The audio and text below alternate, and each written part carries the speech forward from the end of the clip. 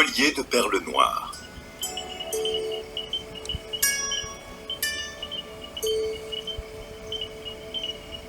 Il était une fois une jeune fille très belle qui s'appelait Ina.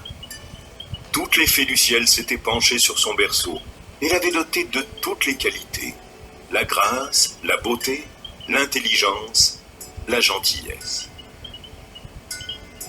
Jamais l'île de Rayatea n'avait connu de reine qui rassemblât autant de qualités. À 20 ans, son cœur n'était pas encore pris, malgré la cour assidue que lui faisaient de nombreux prétendants. Un jour vint pourtant où Ina rencontra le jeune homme qui fit battre son cœur. Elle se fiança sans attendre et annonça la date prochaine de son mariage. En gage d'amour, le fiancé, très épris, lui offrit le cadeau le plus extraordinaire qui n'avait d'égal que les sentiments très purs qu'il lui portait. En découvrant son présent, Ina fut émerveillée. Ni tout l'or de son palais, ni les diamants de sa couronne, ni la splendeur de ses maisons n'égalaient une telle merveille. De toute la Polynésie, nul pêcheur n'avait jamais imaginé que des perles d'une telle taille, d'une telle perfection, puissent exister. Noires, elles étincelaient de 1000 éclats au cou de la reine, qui jura de ne jamais plus se séparer de ce collier que tout l'or du monde n'aurait pu lui arracher.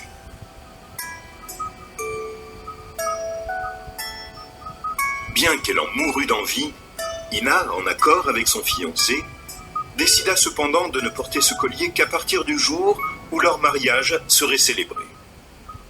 En attendant, ce collier inestimable serait gardé par des hommes en armes, qui le veilleraient jour et nuit.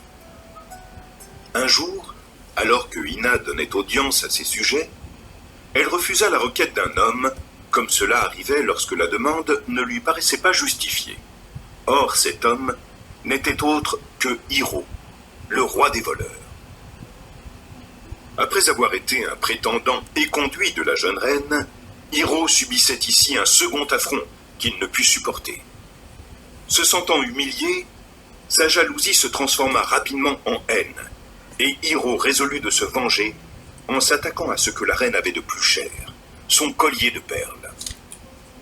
Maître en matière de vol, après avoir déjoué tous les pièges et trompé la surveillance des gardes armés, il parvint par 1000 ruses à s'emparer du précieux bijou. Tenant sa vengeance en main, et avant même que l'alerte ne fût donnée, Hiro gagnait déjà l'île voisine de Wain, en pirogue. Sur Rayatea, dès que le vol fut découvert et annoncé à la reine, Ina s'effondra, terrassée par une tristesse infinie. Avec le vol de son collier, c'est une partie de son cœur qu'on venait de lui prendre. Et le voleur le savait.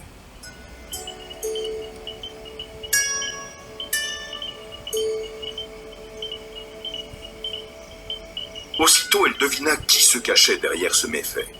Il n'y avait sur terre qu'une seule personne aussi audacieuse et capable de braver la surveillance de la garde royale. C'était bien sûr le terrible Hiro, le roi des voleurs. Sans plus tarder, Ina prit les recherches en main et décida de lancer aux trousses du malfaiteur le plus impressionnant de ses molosses, une bête dont la force et le flair extraordinaire n'avaient d'égal que son imposante stature. Immédiatement, le superbe animal se dirigea vers le bord de l'eau, pointant déjà le museau en direction de Wain. Sur cette île, Hiro se croyait à l'abri.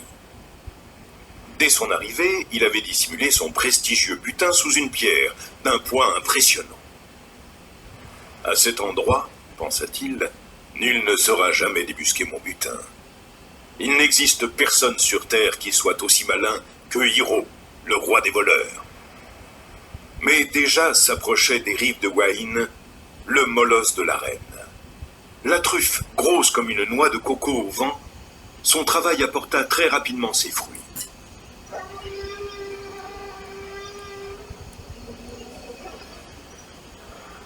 Fuyant dans la montagne où se tenait son repère, Hiro était loin de se douter d'une conclusion aussi rapide. Le molosse s'arrêta à l'endroit même où Hiro avait dissimulé le précieux collier, et comme pour marquer le lieu précis où se cachait le trésor, Il posa sa lourde patte sur la pierre. Une fois la pierre soulevée, Ina reprit son collier et épousa comme il se doit son fiancé bien-aimé. Depuis ce jour, on peut voir sur l'île de Wain l'empreinte d'une patte d'un animal de taille impressionnante gravée dans cette roche bien connue.